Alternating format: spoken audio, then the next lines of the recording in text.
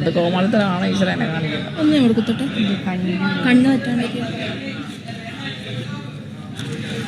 Lipstick ഇത് use ചെയ്തു, കാരണം അതൊരു നല്ലൊരു മാറ്റ് ഫിനിഷ് വരും. കണ്ണുറക്കരുത്, കണ്ണിലിട്ട് കുത്തേ.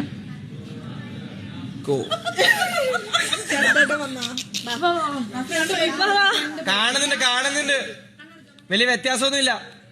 എൻ്റെ മോനെ,